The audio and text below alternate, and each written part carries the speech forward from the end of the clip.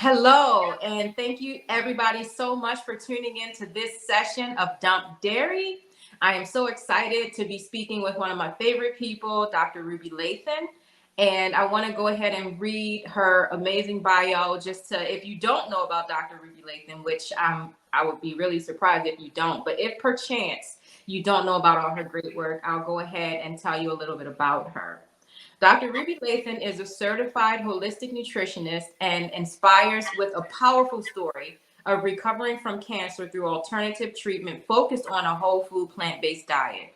Dr. Lathon was featured in the hit documentary What the Health, which is a great film, so you got to go and watch it if you haven't.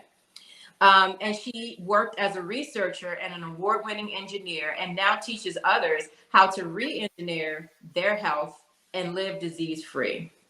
Dr. Lathon is an inspirational and highly sought after speaker on motivation, natural healing, and disease prevention. Dr. Lathon heads up Ruby Red's Vegan Ready to Eat Meals, an organic meal delivery service delivering to Washington, D.C. and surrounding metro areas. So if you're in the DMV, you're in her, delivery zone, then definitely check it out because, like I've seen a lot of it. As a matter of fact, Dr. Ruby, I haven't had any of it, so we got to make that happen. Of course, I've seen the pictures, but Yeah, we oh my definitely goodness, have to it make looks that amazing. happen. Yeah, we got to Yes. make that happen. And she also lends her expertise to Body Complete RX, which is a brand, which is a wellness brand with a complete range of plant-based health and beauty supplements available at the Vitamin Shop. That's very exciting because you were saying that that is a Black woman-owned business. So Body Complete RX, go and check it out, of course. And then obviously you want to go and check out Ruby Red's Vegan Ready to Eat Meals, which are at rubyredsvegan.com and also are linked in all of Dr. Ruby's social media. So without further ado, welcome, Dr. Ruby. Thank you. Dump there. Thank you. So exciting because this is such a huge issue, the one that we're going to be talking about today, which is called Seriously, How Safe is Soy? Right. And of course, Great. this is a topic that is constantly debated over, especially in our community. And so I just wanted to go ahead, and just bring you in and talk about exactly what we're talking about here so that folks can be informed before they make decisions about whether or not to incorporate soy into their diets. So welcome. Thank you so much for Yeah. being with us. Yeah. Thanks for having me. I always like to join you all. It's always a good time and great information. So I'm happy to be a part of that. Thank you. I mean, like, I'm just happy that you're still even talking to us because you're all up in movies and stuff. I mean, because I'm like, yeah, I knew her back in the day, kind of, situation. So, I'm glad to be able to have that clout. You know what I'm saying? Like, Of course. so I want to jump right into the Yeah. question Uh-huh. because we have quite a bit to cover. I wanted to really dig in to Mhm. the concerns that a lot of people in our community do have. So I wanted to just ask this very general question first, which is, in your experience, and you have worked with so many people, I'm sure, on these different nutritional issues. In your experience, can food be used to rebalance the body? That's the first part of the question. Okay. And why are people so unaware about Yeah. this question? So the quick short answer is absolutely. Food has everything to do with balancing our hormones. I mean, it's like the main thing that does that. I mean, other things can cause our hormones to go out of balance from environmental factors, just stress and things like that. But our food is the everyday thing that absolutely affects it. So I work with folks who have a lot of hormonal imbalances, especially with the thyroid and other things. And changing the food and supplements absolutely makes the difference. Herbal supplements and things like that. So unaware. I think we've been purposely made unaware of how our body works because of capitalism. I'm just going to say that. Okay. So because we have this capitalism run amok, in our society, especially in American society, where it has taken on this very insidious evil nature, keeping people ignorant, um, and then feeding them what you want makes money. So the less we know about our bodies, the less we know how to regulate our own hormones, then the more we're going to rely on a medical system that is designed to make money and keep us sick in the process. So we're unaware by design, and that's why our educational system is, and I don't mean to get off into all these topics on that simple question, but when we get to the core of it, is our educational system is designed to make us little worker bees and not really understand life and think logically. And so we have to kind of get off of that grid and understand that everything we see in our society regarding health and wellness and is pretty much a lie designed to make us be dependent on other people who will make money off of us. So that's the the larger answer to that question. Yeah, and when you talk about hormones, I remember back in the day, before I started to educate myself and become more aware of how the body works, that hormones were just like something that happens to women once a month. Like nobody Right. is really talking about the hormonal system and how intricately tied into every other thing these things called hormones, Yeah. are. When in fact, our hormonal system is like one of the well, I'll let you tell it. So Yeah. what are you talking about when you say our hormones or our hormonal system? Yeah. I mean, it runs, hormones run everything, and they run, how we feel about each other, our attraction to people. Our hormones are, everything, from um, just are obviously for women monthly hormones, but men have monthly cyclical hormones as well. Everybody has hormones. And so when they're kind of out of balance, then it causes other things to get out of balance. So, for example, vitamin D is a hormone. We call it vitamin D, but it's really a hormone that our skin synthesizes from the sun, or when we take it, internally, that then triggers a whole nother system of things to happen. So, we most associate hormones with women because we know the whole cycle of our cycle and pregnancy, and we have a much broader understanding of that. But the hormones regulate everything, like I said, from how we're feeling, our mood, our the way our body synthesizes vitamins, minerals. So it's just part of who we are. It's part of life. It's part of our body. Wow. Okay. Well, even I just learned something. Thank you so much. I always learn whenever you talk words. So I really appreciate your insight into that. And so I wanted to say that Afro-Vegan Society is on a mission. And most folks who are familiar with Afro-Vegan Society know that like we have this, we're all very passionate about this mission to help Black people specifically, but also anybody. Obviously, we have lots of people outside of the community who just kind of come to us for information and inspiration as well. But just to speak about what our mission is, or our main mission is that we help Black folks to go vegan. And that obviously includes eating a plant-based diet. Um, so in your work, what um, do you say would be the benefits that you've observed in particular with the people who you've worked with, helping them to transition to plant-based eating? Tons of benefit. So usually the first thing I hear is, wow, it wasn't as hard as I thought, which is always great to hear that the idea of it is harder than the actual doing of it.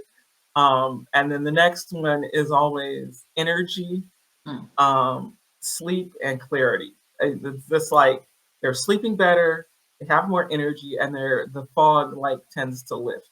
Those are the top three things that I hear right off the bat, usually. And then from there, it depends on what they were dealing with. Sometimes switching alone alleviates some of the health conditions. Just boom, the A1C started dropping, or the blood pressure started dropping, and they're like, now we're looking at reducing the medication to get off of it. So it depends on whatever it is they're dealing with. So the first thing is like across the board, it's usually just an improvement in memory also, not just clarity, but memory, energy, and then it goes from there depending on what their primary issues are. And I'm like, energy, clarity, and better sleep is enough, right?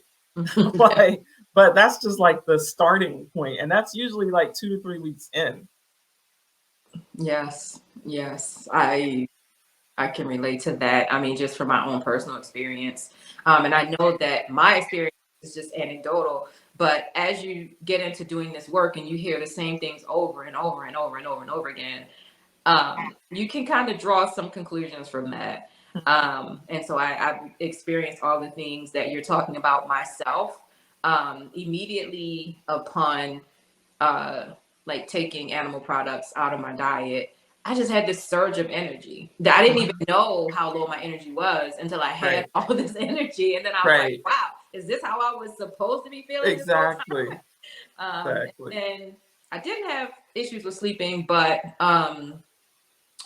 definitely like I had acne and I had like there were a lot of things that were going on. And when I cut out dairy and then Hmm. eggs and meat, that just a lot Yeah, of, yeah, good and things. then the other thing is, people are able to go to the bathroom easier, a lot easier, and spend less time in there. And I'm like, yeah, yeah, it's definitely easier. And not to be graphic, but it smells better too. So it's like, because there's a shorter transit time, you don't have all the bacteria build up, so it doesn't smell bad. Plus, things aren't dead carcasses, so it smells better. So Yeah. you don't have to blow up the bathroom as much, which is good. It's just true. I mean, you gotta tell it like it is. Yeah, for sure. Yeah. So, people are here to hear about soy. Hmm. And so, there's just so much controversy about this one bean. Like, Yeah. it is a bean that, can be made into lots of other things like, Yeah. milk and tofu and, this other stuff. And yet there's all this controversy about whether or not, we should be consuming it. Can you talk about some of the main controversies that you've heard of people having, talking about when it comes to soy? Yeah, yeah. So the most common question I get from men, we'll start with that one, and the one that I see online so often is the feminization of men if you eat soy. So soy breast for men developing boobs and becoming more feminine, and that's just categorically not true at all for a couple of reasons.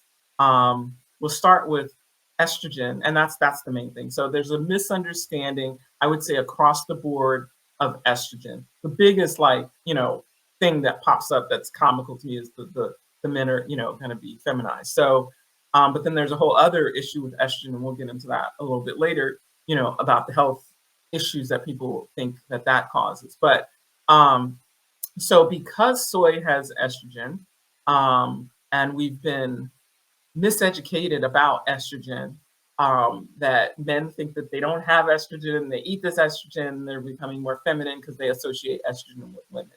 Men already have estrogen, so it's just a lower amount than women do, and it's not enough to cause that reaction. First of all, the amount of estrogen in soy versus actual estrogen from animals is vastly lower. So if you are worried about overconsumption of estrogen, the first thing you would want to eliminate would be dairy products, because that has the most estrogen, because it's meant for a baby cow to grow very fast and all of that. So you're going to get concentrated estrogen first in cheese, and then you're going to get it in milk and dairy products, and then in meat itself. So if estrogen, the consumption of estrogen in that form turned men feminine, then anybody who's eating cheese and milkshakes on a regular basis would already be a woman by now. So that just it doesn't work that way. Okay. That's the main misconception. And I mean, that's true. That's the thing that I hear the most. And it's like this kind of just mania, you know what I mean? Where it's just like, oh no, you can't do it, you can't do it, a feminization and that kind of, Yeah. And and and and I oh, said the miseducation of it is because we've been fed the estrogen story on purpose to, I feel like, to get people away from eating soy because it was a threat to the meat industry.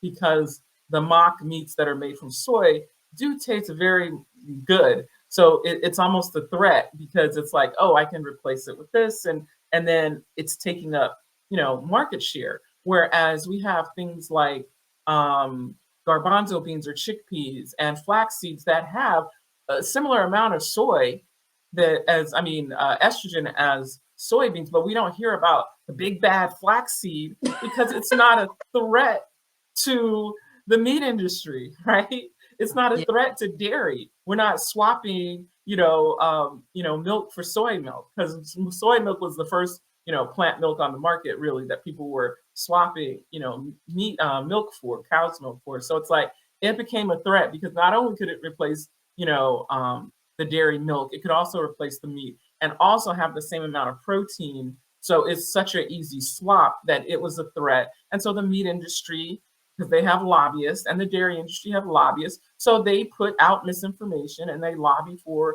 rules, and they feed us this information. So we're not like, now we're afraid of soy, but no one's talked about, don't eat those garbanzo beans, stay away from that hummus, Yeah. Nobody's talking about it because it's not positioned as a threat to this really terrible industry. Yes, and powerful and rich. Exactly. Industry. Exactly. Yeah.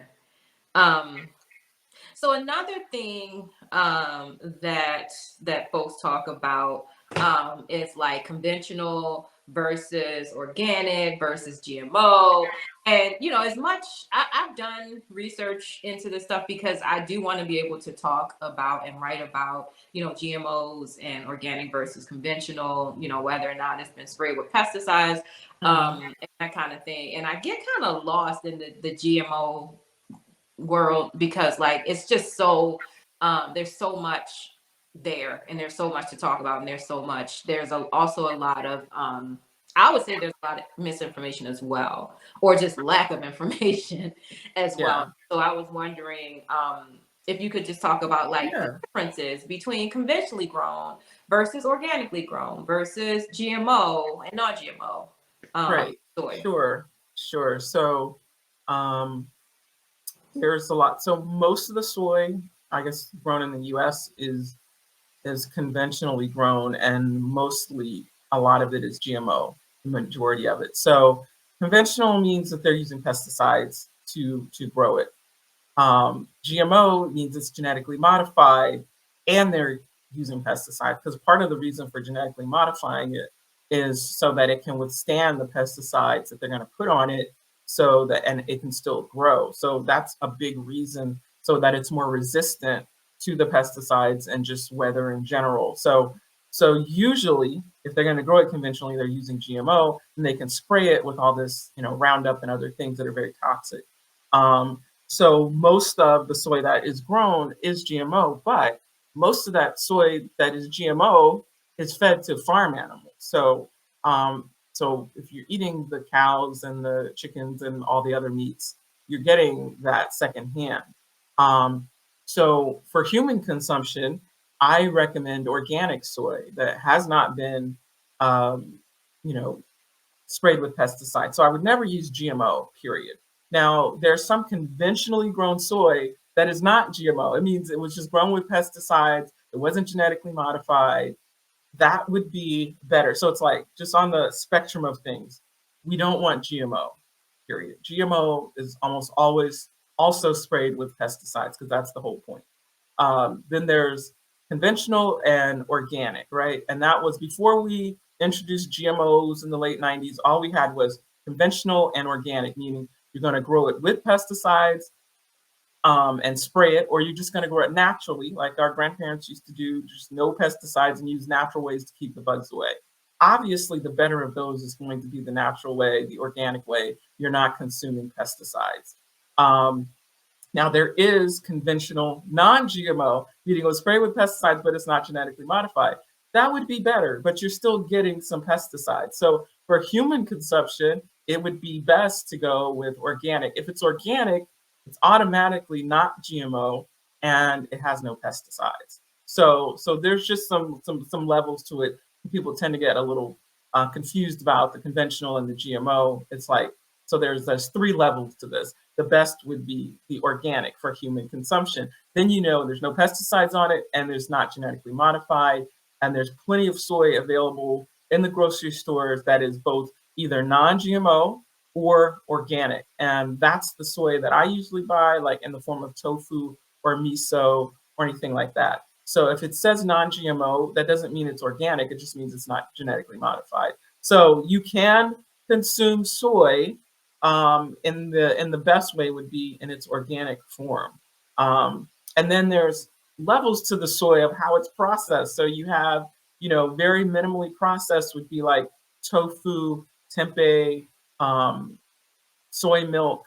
These are all things that we could make in our kitchen if we had the time, that doesn't really take a lot of effort. Those are the natural forms of soy. And then you have the meat analogs or the meat substitutes. Some of those are going to be more processed. So it's more for occasional consumption, not like your everyday thing. It's great for transitioning to plant-based.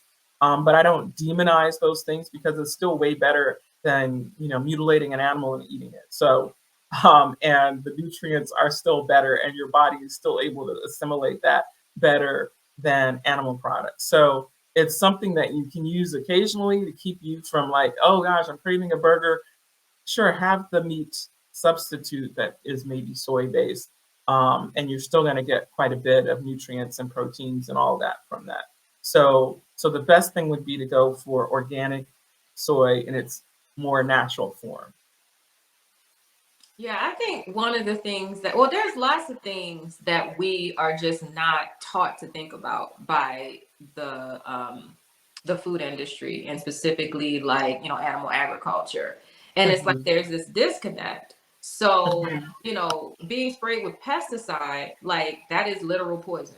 It is something, it is a substance that kills insects, right? Right, And so what makes us think that eating something that is a poison is going to have like no effect on us or a positive effect on us? right, But it exactly. took me a minute. It took me a minute of actually like putting those pieces together. And so I'm really glad that we're able to have this conversation for folks who just don't think about this kind of stuff. Right. And then we're also told that by the government protects us, and we have an FDA that checks these things and says they don't allow poisons in the food. This is like laughable in the food system. They don't allow, so the government wouldn't allow something in the food system that would make us sick or cause cancer. Or are you kidding me? OMG. It's like, please, people, wake up. Yeah. They're not working for us. They work. FDA works for corporations. The government works for corporations. It does not really work for the people. They do just enough to make it seem that way. They stop the most egregious things from coming in, and so we think, oh, they're protecting. No, no, they're not.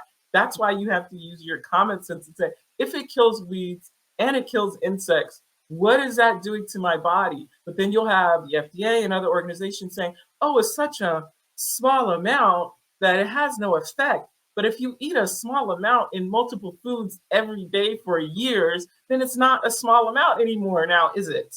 Yes. So it's like, Yes. come Thank on. you. Thank you for that. That just needed to be said, period. You know? Yeah, yeah, yeah. And again, that's not something that I was putting together, that a small amount, you know, from a lot of different food Multiple sources. times a Yeah. day over Yeah. years. And that's what they do with a lot of poisons that are in the food system. They're saying, oh, we're allowed so many parts per million for this. But then if you put that in every single food that's on the market, 1 part per million or a point, whatever, that adds up. And yeah, it might take a few years, but it catches up. And that's why we get so sick in our older years, because by now the buildup has happened, and it's the breakdown of our cells start to happen. It's not just because we're getting older, it's because over time, the buildup of all these little parts per million of poisons that they've allowed in are now manifesting into multiple types of diseases. Yes. Oh my gosh. That just reminded me about the large numbers of chemicals that are in packaged foods that are outlawed in other countries. Like they're illegal in other countries Right, to use right. food, and yet the Exactly. US still, allows them in our food. And you That's would wild. ask yourself why? Why? Yeah. If the government, if you know this and I know this and it's readily available in literature, why would the government allow that? Because we are a corporation and they don't care about us. It's like, period. It's like once you understand that, you can just extract yourself from this false reality that they've built for us and say, I have to look out for myself and not trust the FDA, which is run by people who own food organizations, Mm, mm. who also run the medical system that will make money if I get sick. Oh my God. This is called a conflict of interest. You know? Yeah. And the money interest always wins. Mm, mm, So mm. it's like, so when you understand that, then, and that's why I started with what I said in the beginning, this system, this evil system that we put together. When you understand that, then it all makes sense because you're like, wait, but they outlawed they, like I said, they have to do something. So it looks like they're pretending to do their job, right? Right. Otherwise we'd be like, what is the FDA doing?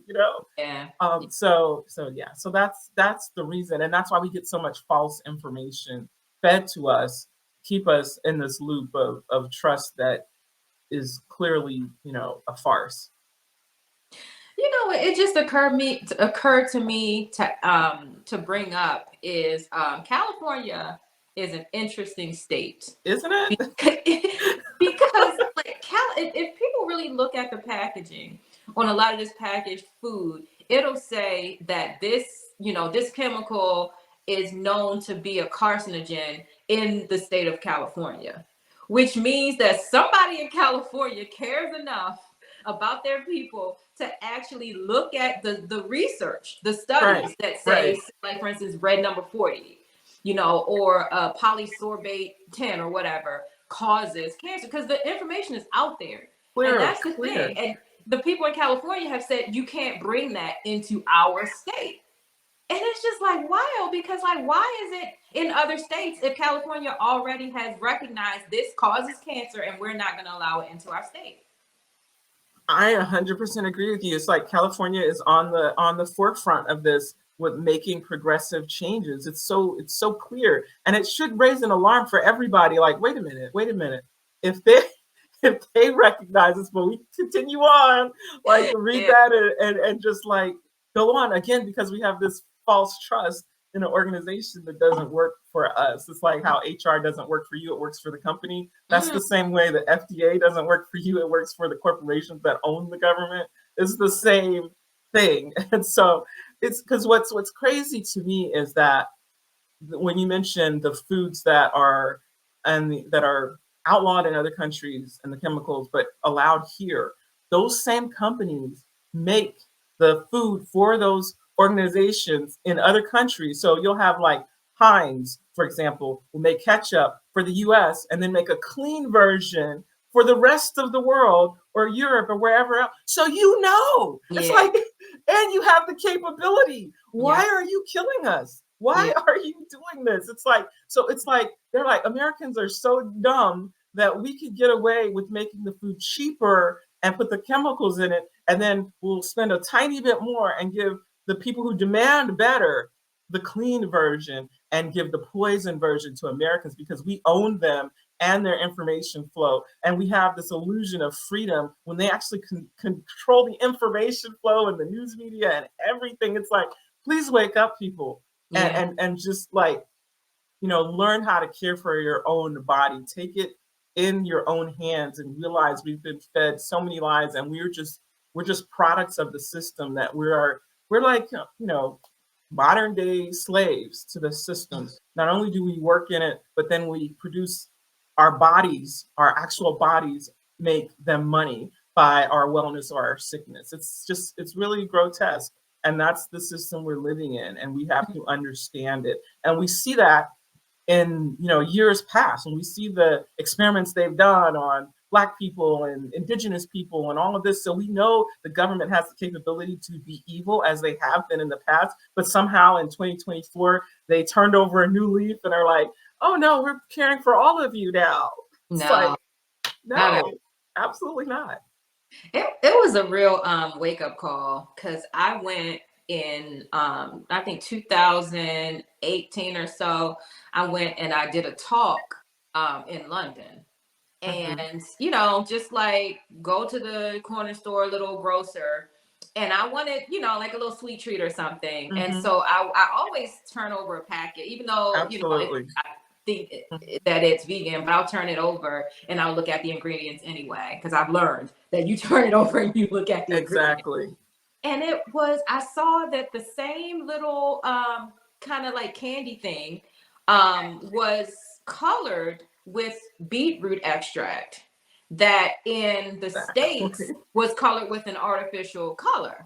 And I was like, what beetroot? Like, this is real food that they're putting into this same Exactly. packaged, sweet. And in the US, they would use a chemical to Yeah, color it. And I was hurt. Like my feelings were hurt. I was like, so they exactly. really don't care.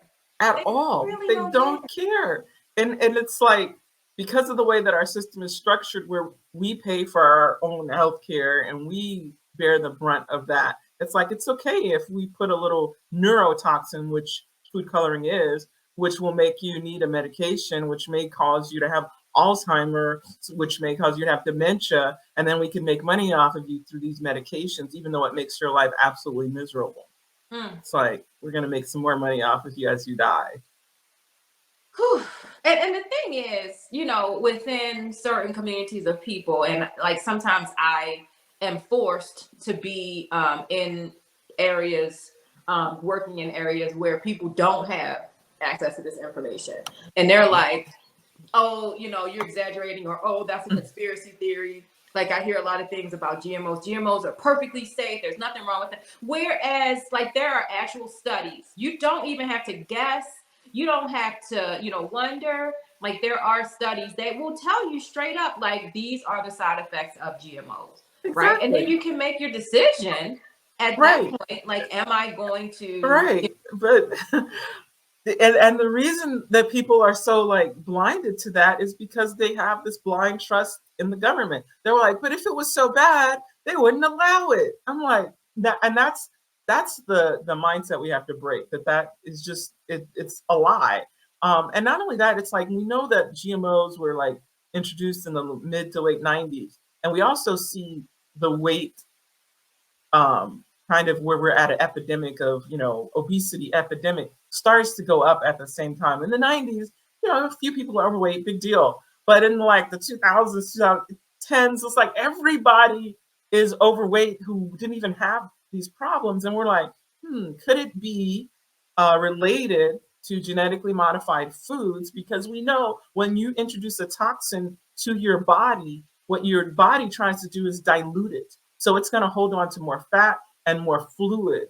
And so you're going to have more inflammation because now it's trying to dilute the toxins by buffering it with fat and more fluid. So a lot of us are just inflamed because of the poisons we've been, introducing to our bodies over time.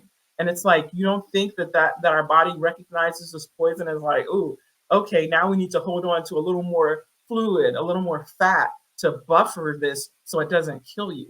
And mm, so that trajectory of obesity has followed that introduction of the GMOs, genetically modified foods, in our food system. I'm like, so there's been several things that go along with that, with increasing the amount of sugars in food, increasing the amount of meat people are eating, and all of those things together has gotten us where we are, the sickest and the biggest we've ever been.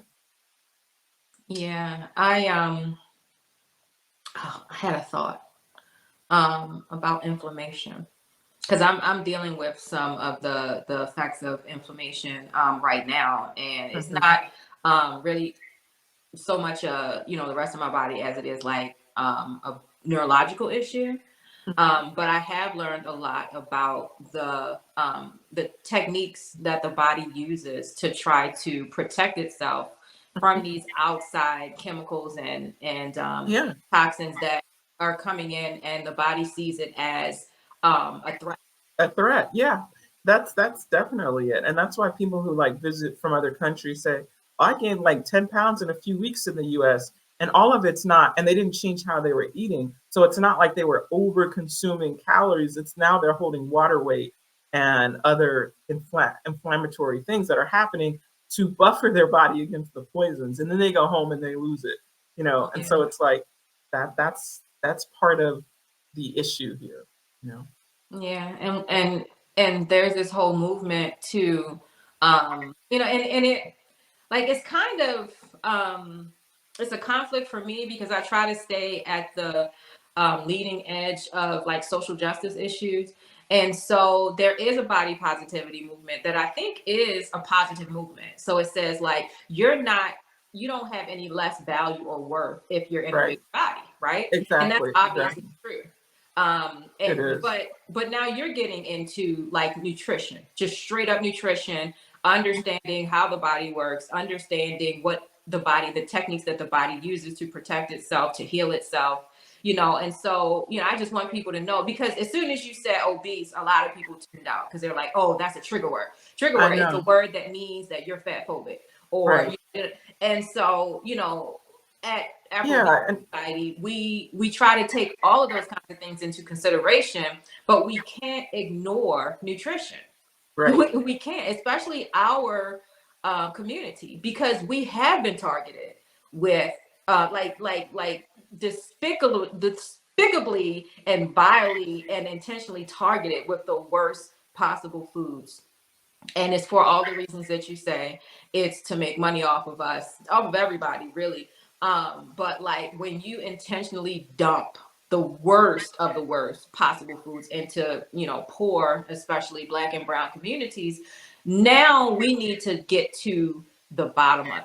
We need Right. to get into it, and that's why Afro-Vegan Society works so hard to bring in people like you who have an understanding of exactly what is happening within the body, so that we can start being empowered to take back our control of, of our health and our well-being. And that is so important. And so whereas on the one hand we don't want to say, well, if you're, overweight, or if you're carrying more weight, you're disgusting, or you're Right. lazy, or you're, whatever. We would never say anything like that. But I mean, we just talking straight up nutrition, Exactly. biology. Yeah, yeah. And I'm actually explaining why we're are. It's like it's not to villainize it. We didn't introduce the GMOs and then cause ourselves to then hold more weight, water weight, a lot of it influence. It's not even our fault, but it's like now we know. And I'm like, listen, I am not the skinniest person, never have been. I've been like up and down with weight myself. So yeah, I'm the last person to villainize it. So I hear what you're saying because it's a fine line, because being overweight has been so villainized and made, and you're treated so poorly that we do need a movement to say, hey, wait a minute, just because I'm carrying extra weight doesn't make me less valuable as a partner, as this or that. But society has done that. But I know there are so many of us who are carrying extra weight and don't want to because we don't feel as good. When I'm carrying extra weight, I can't run. I can't do as much as I want to do. I don't have as much control over my body because it's extra weight. So I know that it feels better when we release it. So I'm like, hey, it's not our fault. But now that we have this information, let's do what you will with it. And if you're totally content with being, X pounds heavier and happy and energized, roll with that. But if you're like a lot of people who are like, this is literally weighing me down, it doesn't feel good. Here's why. It's because we've been fed this food.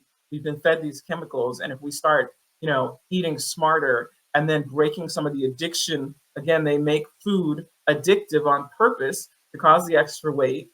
Because when you have the extra weight, we have to go with literal science. When you have the extra weight, some of the disease risks are higher, diabetes and other things, and then you get medicated, then which makes you sometimes gain even more weight. So it's like there's this cycle. So it's like, yes, we should love ourselves regardless of weight. Because I've battled with that, not feeling as good about myself when I'm heavier.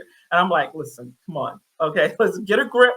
It's okay. It is okay. I am still who I am. But at the same time, I know I feel better when I do this. I feel better when I'm more consistent with my exercise. I feel better when I'm sleeping better. I feel better when I'm eating cleaner. So, and then naturally the weight drops. So it's a fine line that we have to acknowledge and address and not be afraid to say, yes, being overweight, the more you are overweight, the more problems you may have with physical conditions. So let's figure out how we can work on that without, making ourselves a target. Because basically, weight is something that everybody sees and then says, oh, well, you have a problem. But there are a lot of things people can't see, but we don't villainize those things because they don't manifest themselves on our outer body, right?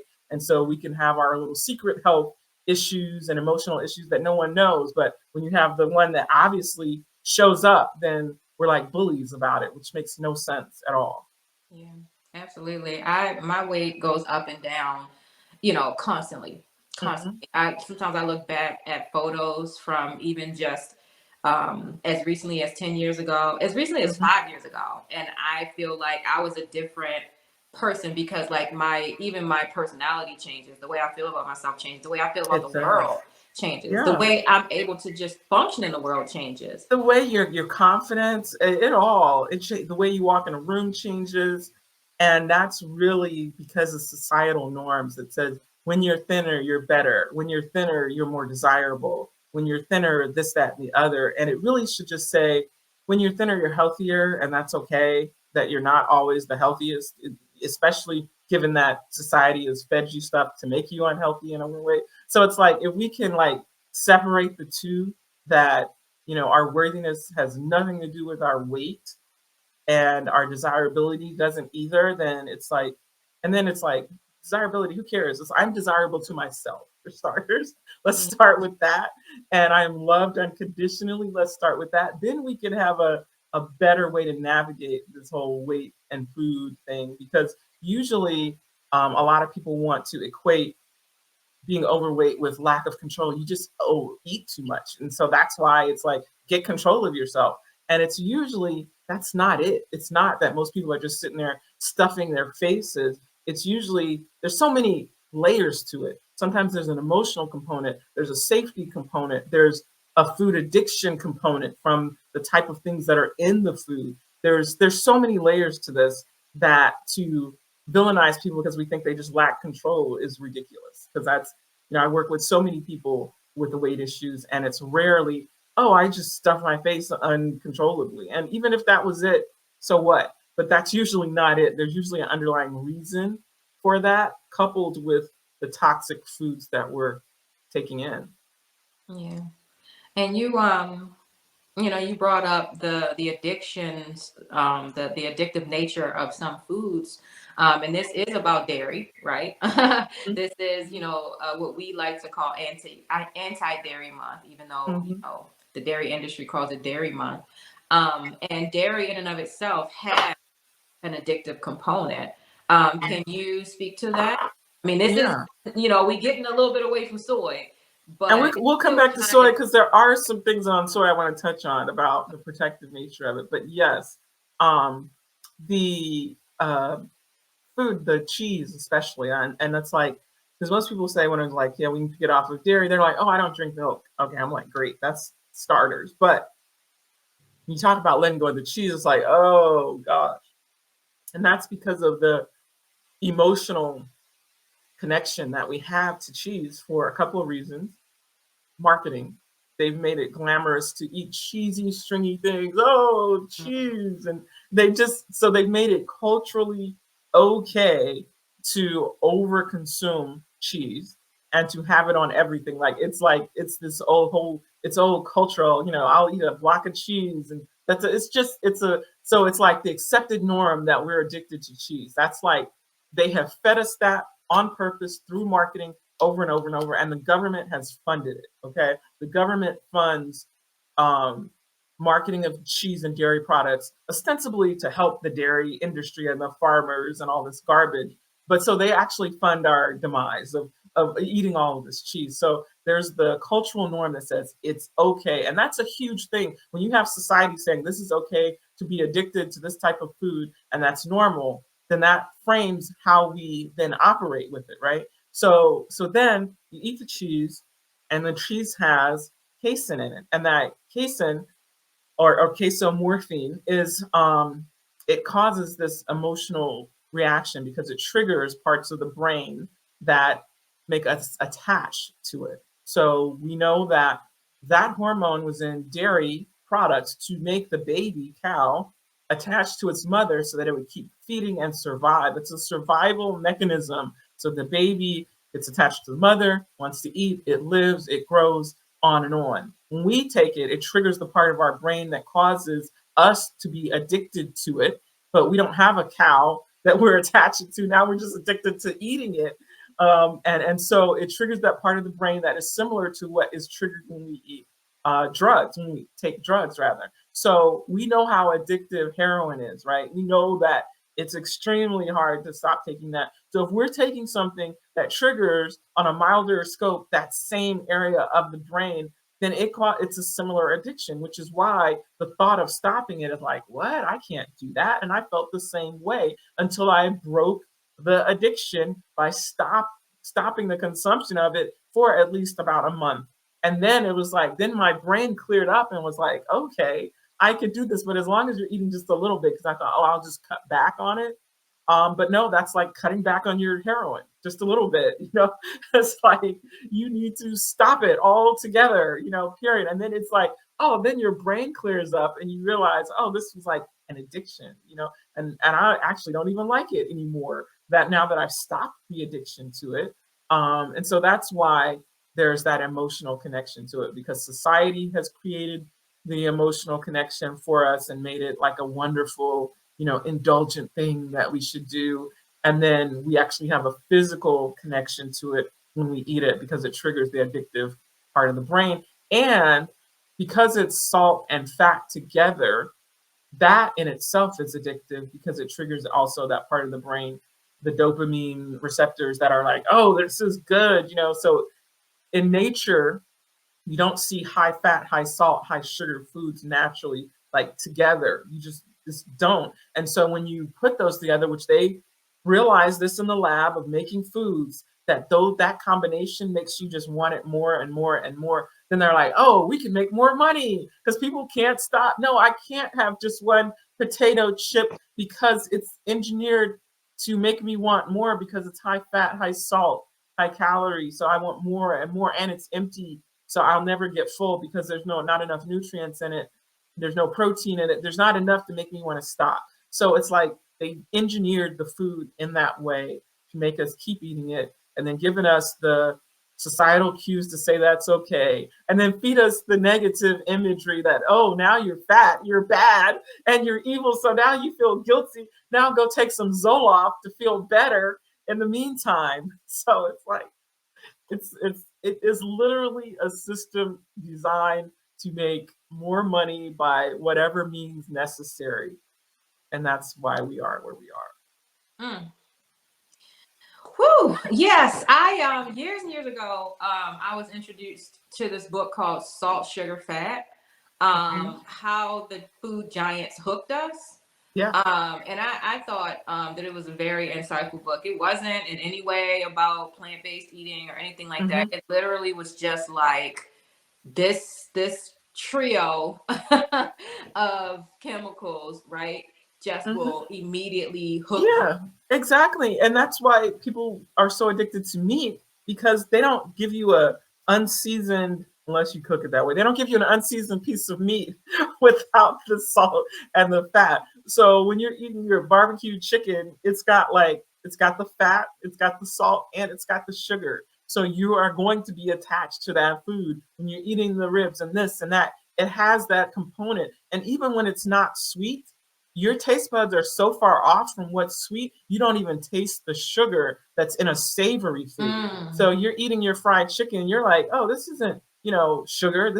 Yes, it is sugar. When you look at the ingredients of if you're buying it frozen or whatever, or especially at a fast food place, there's plenty of sugar in it. It's that your taste buds are so skewed that you don't even taste the sugar anymore. And that's why when I make food, I do this like watermelon splash, and it's just like watermelon, lemon, and mint, and it's delicious. And then I have my friends taste it. They're like, oh, the regular folks are going to need you to add agave to this, but they're so used to sugary stuff. And I'm like, it's perfect like it is, but people's taste buds are so far off. Tasting sweet fruit isn't sweet enough. Now we've got to add a bunch of, sugar to it. So it's engineered, absolutely. I'm sure that book highlights it perfectly. And that's why we're so addicted to the foods that way, especially, the high fat foods. Meats and dairy are automatically have the fat. So you just add the sugar and the salt and boom, now you're addicted and you don't know why exactly. Mm. There's so much to talk about in this. I think that Afro-Vegan society needs to just keep bringing you back. What do you think? Like we just, because Absolutely, it's so absolutely. important. It's so important. Yeah, I mean, there's just so much. There's so much. And there I is. really need to tell other people, like, look, book Dr. Ruby. Seriously. Yeah, please do. I Please definitely do. will. And I don't know what our time is like, but I was like, since this is a soy talk, I did want to mention the protective effects of soy. Please. Um, because we talk about it, having the estrogens and everything like that. But the estrogens that plant foods have, particularly soy, is phytoestrogen, and it uptakes in our body in a different estrogen receptor.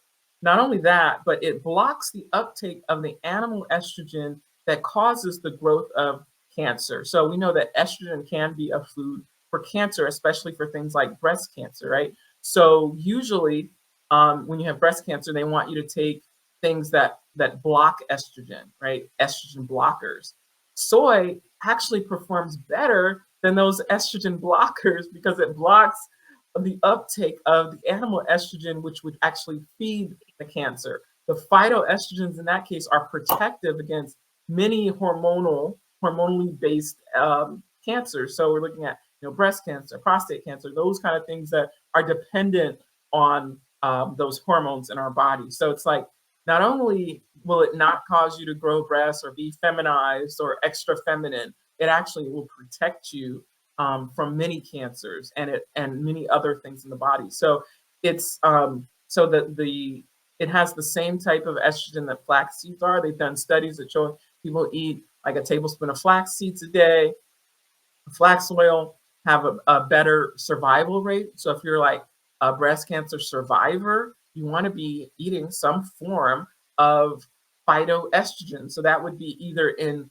soybeans or flax seeds or flaxseed oil or the garbanzo beans. So all of those have high levels of those protective elements of the phytoestrogen. So the studies out there. So it's like if soy is better than the estrogen blocker drugs and tamoxifen and all these things which have negative side effects, why aren't we just saying, have soy milk once a day or, eat edamame on a regular basis, because it's not as money making. Drug companies don't make money off of that. So you can eat soy. You probably should eat natural forms of soy, organic soy, as a protective measure from many types of cancer. Wow. Okay. Now that again, new information. Thank you so much for bringing that up because we all probably know people who are either have breast and prostate cancer or survivors, and who have to do something to try to like increase their survival rate, right? So that's something that I'll definitely be sharing. I mean, this is important information.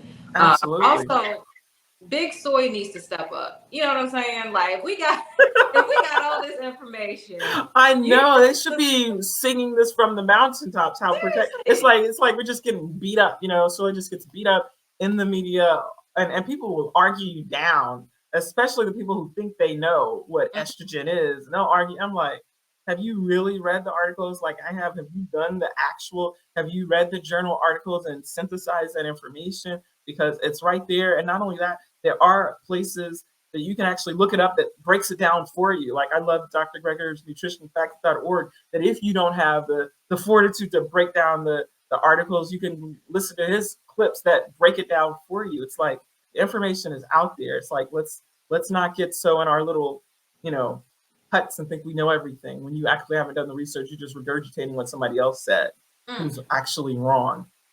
Yes. Oh my gosh. Okay. Wow. So I just wanted to do like like just a wrap up question, which I Mhm, think you've answered it, like, mhm. but just to close out. So, in your opinion, can soy be a part of, or should soy, I should say, be a part of a healthy plant based diet? Yeah, I absolutely think it should be. I mean, because it's got so many uses, it just makes being plant-based a bit easier. I mean, I've done the soy-free plant-based for a while because I thought it was, affecting thyroid, and that's a whole other discussion. But it doesn't when you're eating natural forms in a reasonable amount, not overdoing it. So I think and so I eat soy now, and I usually in the form of tempeh and tofu and miso, and tamari is a great seasoning. So you don't even have to eat tofu if you don't like it, but usually you don't like it because it's not prepared properly.